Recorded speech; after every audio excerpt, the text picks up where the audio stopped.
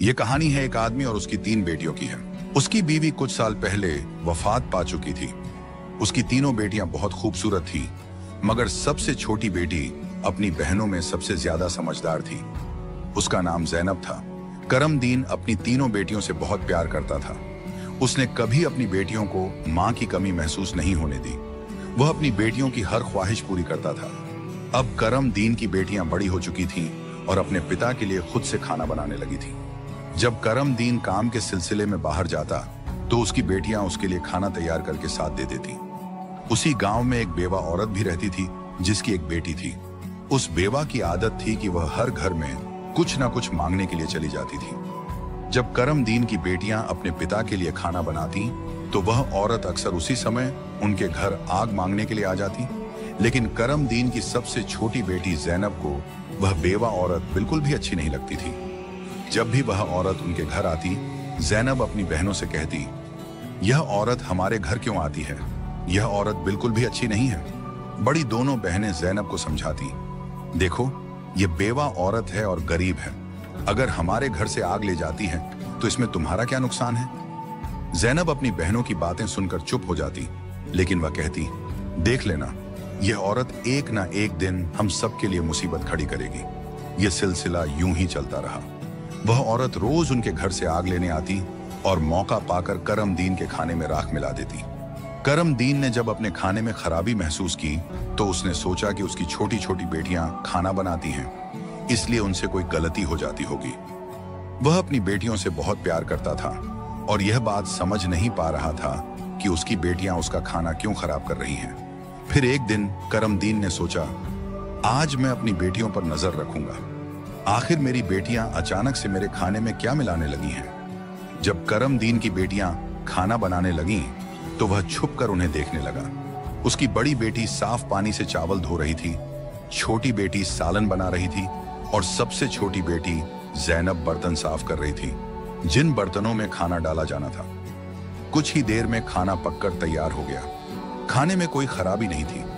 करमदीन परेशान था, लेकिन फिर अचानक उसने जो देखा उससे उसके पैरों तले जमीन खिसक गई। उसने देखा कि वही बेवा औरत उनके घर आग लेने आई है और उसकी छोटी बेटी ज़ैनब उससे बहस कर रही है। वहीं उसकी दूसरी बहनें ज़ैनब को समझा रही थीं, कोई बात नहीं ज़ैनब, ये बेवा औरत है, इसे आग लेने दो, बड़ी बहन ने कहा। लेकिन उस बेवा औरत ने आग लेने के बहाने नजरें बचाकर करमदीन के खाने में राख मिला दी और सारा खाना खराब कर दिया।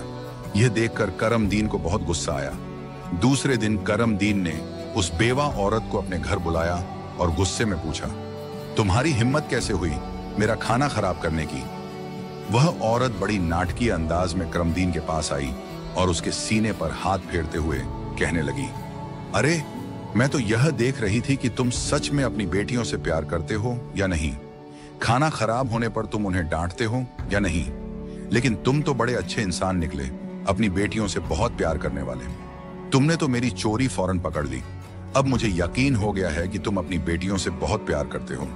आइंदा ऐसा कुछ नहीं होगा। करमदीन उसकी बातों और उसके नाटक पर यकीन करने लगा, क्योंकि वह बेवा औरत खूबसूरत थी। करमदीन उसके व्यवहार से प्रभावित होकर कुछ भी कहने की बजाय उसे अपनी पत्नी बनाने का फैसला कर बैठा। कुछ ही दिनों में उसने अपनी बेटियों की इजाजत के बिना उस बेवा औरत से शादी कर ली और उसे अपने घर ले आया। शादी के कुछ ही दिनों बाद वह बेवा औरत करमदीन की तीनों बेटियों से सख्त नफरत करने लगी। वह चाहती थी कि किसी भी तरह करमदीन की बेटियां इस घर से निकल जाएं। उसने उन्हें घर से निकालने के लिए तरह तरह के मंसूबे बनाने शुरू कर दिए। वह सोचती थी कि अगर बेटियां घर से चली जाएंगी तो वह और उसकी अपनी बेटी आराम से ऐश की जिंदगी जी सकेंगी।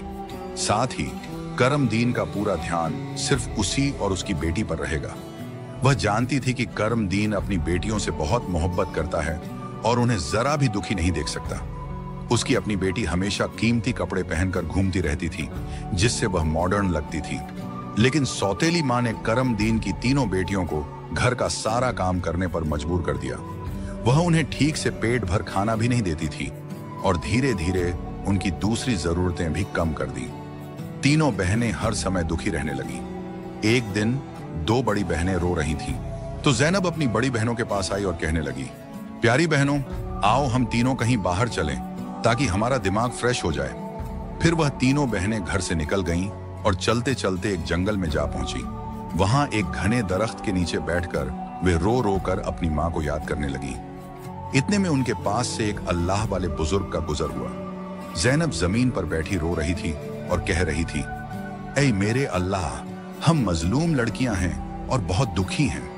आप देख रहे हैं ना कि हमारी सौतेली माँ हम पर कितना जुल्म करती है। हम कितने दिनों से भूखे हैं। अल्लाह वाले बुजुर्ग पास ही खड़े होकर उनकी बातें सुन रहे थे। फिर वे जैनब से मुखातिब होकर बोले, बेटियों, तुम तीनों यहाँ इस दरख्त के नीचे रोज आती हो, तुम्हें क्या दुख है? तुम मुझे बता सकती हो? जैनब ने रोते हुए अल्लाह वाले बुजुर्ग को सारा वाकया सुना दिया। उनकी बात सुनकर बुजुर्ग को बहुत दुख हुआ। वे बोले, बेटी, यहाँ से थोड़ी दूरी पर मेरी झोपड़ी है। मैं वहां रहता हूँ और इबादत करता हूँ। मेरी झोपड़ी के बाहर एक अनार का दरख्त लगा है जिस पर पके हुए अनार लगे हुए हैं। तुम जाओ और उस दरख्त से जितने मर्जी अनार तोड़कर खा लो। ये सुनकर तीनों लड़कियां खुशी खुशी उस झोपड़ी के पास पहुंची। उन्होंने देखा कि दरख्त पर बहुत ही खूबसूरत और रसीले अनार लगे हुए हैं। तीनों ने एक एक अनार तोड़ा और बैठकर मजे से खाने लगी। जब उनका पेट भर गया तो उन्होंने बुजुर्ग का शुक्रिया अदा किया और घर वापस आ गई। इसके बाद जब उनकी सौतेली माँ उन्हें खाना नहीं देती तो वे रोज जंगल जाती और उन अनारों को खाकर अपना पेट भर लेती। धीरे धीरे उन्होंने अपनी माँ का दिया हुआ खाना बिल्कुल छोड़ दिया। अब उनकी सौतेली माँ सोचने लगी, मैं इन लड़कियों को खाने को कुछ नहीं देती, मैं इनसे इतना काम करवाती हूँ, उन्हें जलील करती हूँ, फिर भी इनके चेहरे पर एक अजीब सी चमक है। इनमें से कोई बीमार भी नहीं पड़ती, बल्कि इनकी खूबसूरती बढ़ती जा रही है। और मेरी बेटी, जिसे मैं इतना अच्छा खाना देती हूँ, वह उनके आगे बदसूरत लगती है। दूसरे दिन जब वह लड़कियां जंगल की तरफ गईं, तो सौतेली माँ ने अपनी बेटी को उनका पीछा करने के लिए भेज दिया। जब तीनों लड़कियां अनार तोड़कर खा रही थीं, तो जैनब ने अपनी सौतेली बहन को देख लिया। उसने बाकी बहनों से कहा, यह लड़की हमारा पीछा कर रही है, मैं इसे यहाँ से भगा देती हूँ। फिर जैनब ने अपने हाथ में पकड़ा अनार छुपा लिया और बोली, अगर यह सब कुछ अपनी माँ को बता देगी तो यह हमारे लिए परेशानी का कारण बन सकती है। लेकिन जैनब की दूसरी बहनें बोली, जैनब, तुम कैसी बातें कर रही हो? ये बेचारी बेकसूर है। जैनब की बड़ी बहनें बोली, हमारी सौतेली माँ तंग करती है, ये तो हमें कुछ नहीं कहती। इसके बाद तीनों बहनों ने अपनी सौतेली बहन को पास बिठाया और उसे एक अनार खिला दिया। लेकिन सौतेली बहन ने अनार नहीं खाया और जल्दी से अपनी माँ के पास जाकर कहने लगी, माँ, वे लड़कियां भूखी नहीं रहती, वे तो जंगल में एक दरख्त से अनार तोड़कर खा लेती हैं। उसी दरख्त के पास एक बुजुर्ग भी इबादत कर रहे थे और उन्होंने भी उन्हें रोकने की कोशिश नहीं की। ये सुनकर सौतेली माँ को बहुत गुस्सा आया। वह सोचने लगी, मैं इन लड़कियों को अनार खाने से कैसे रोकूं?